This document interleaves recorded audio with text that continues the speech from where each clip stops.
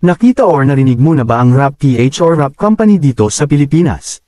Watch and learn. Bago natin bigyan ng review sa ginagawa ng Rap, ito ay nasaliksik namin sa official website ng www.rap.com.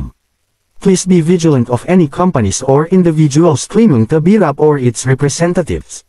Rap will not ask for payment of any kind and does not have an office in the Philippines at this present moment. Job vacancies are advertised through our AP Pass official website at rap.com as well as our AP Pass official LinkedIn page. Kung ano ang sasabihin ko dito sa Rap Philippines, ano ang tingin ko sa platform na ito, kung ito ay legit o hindi. At tatalakayin ko rin ang iba pang impormasyon dito sa platform na ito upang mapag-usapan natin ito. Kung maaari kang kumita dito, lahat ng kita dito ay isang marangal.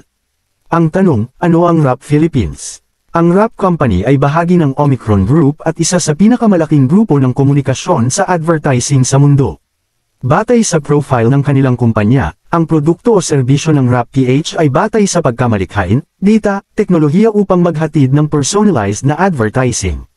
Sinasabi rin ng platform na ito na nakipagtulungan sila sa malalaking kumpanya tulad ng McDonald's, YouTube, at Facebook. Batay sa website na ito, maaari silang makabuo ng kita o ang pinagmumula ng kita ng kumpanyang ito ay mula sa pagbibigay ng mga serbisyo sa advertising at marketing sa mga pandaigdigang tatak.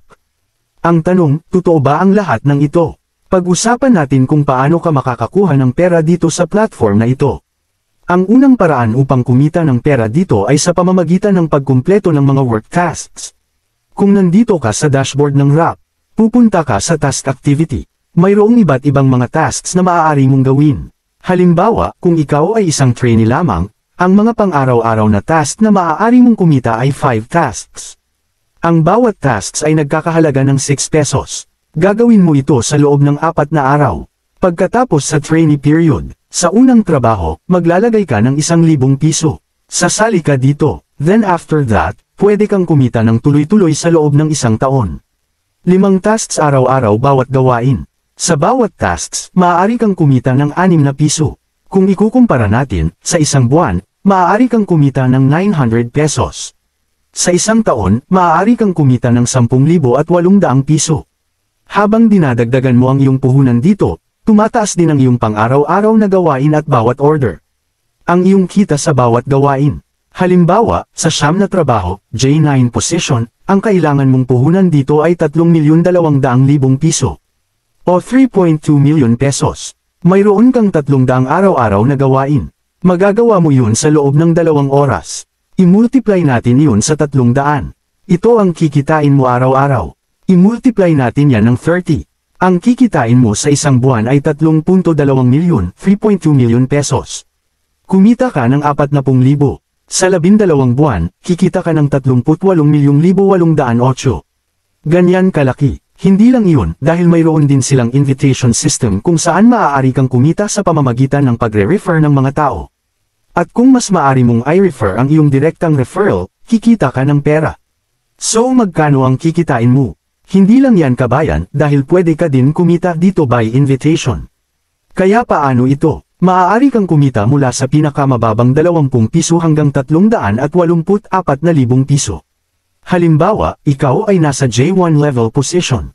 Kapag nakuha mo na ang iyong imbitasyon, maaari kang mag-upgrade sa trabaho. Maaari kang kumita ng 120 piso. Unang antas, pangalawang antas, 40 piso. At ang ikatlong antas ay 20 piso. Pero kapag nag-upgrade ka na sa job 2, ang makukuha mo ay hindi 480, kundi 120 pesos. Yan lang ang kikitain mo dito. Kaya naayos na. Kahit mag-upgrade ka, mag-upgrade, ito lang ang kikitain mo. Dapat kang magkaroon ng mas mataas na antas. Halimbawa, sumali ka sa recruitment sa job 3. Kaya kailangan mong maging mas mataas sa 4 na trabaho. Para makakuha ka ng 1,380 pesos, 460, and 230 sa 3rd level. So aside from the task and invitation system, may management bonus din sila. Magkano ang kikitain mo dito?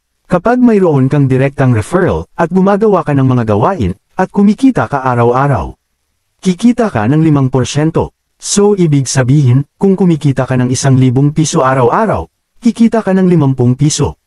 Sa ikalawang antas, kung kumikita ka ng 1,000 piso araw-araw sa mga gawain na iyong ginagawa, kikita ka ng 20 pesos. So 2% of 1,000 pesos. Sa ikatlong antas, kung kumikita ka ng 1,000 piso araw-araw sa ikatlong antas, kikita ka ng 10 piso. 1% ng 1,000 piso. Kaya ito ang mga paraan kung paano ka kikita dito sa RapPH. Ngayon, ang malaking tanong, lahat ba ng kita na ito, o itong RapPH platform, kumikita o hindi? Kaya pag-usapan natin ang mabuti at masama. Kaya pag-usapan natin ang mabuti at masamang bagay na nakita ko dito sa platform na ito. Magsimula tayo sa magagandang bagay na nakita ko sa platform na ito. So basically, dalawang magagandang bagay lang ang nakita ko dito. Una ay ang madaling paraan kung paano ka kumita ng pera. At pangalawa, posibleng kumita ka ngayon. Kaya ngayon, pag-usapan natin ang masasamang bagay na nakita ko sa platform na ito, at ang mga red tag na nakita ko. Ang unang red flag na nakita ko ay ang kanilang sistema ng pagbabayad, o ang paraan ng pagbabayad. Kaya eto, sabihin na natin, kapag nag-recharge ka dito, sabihin natin 1,000 para sa J1. Okay, mag-recharge tayo. Sige, recharge na tayo. Kaya pupunta iyan sa link na ito. Kaya bakit ko sinabing red flag? Dahil hindi ito ang totoong payment authenticator ng GCash. So yung payment authenticator ng GCash. Ganun din kapag pinili mo si Maya.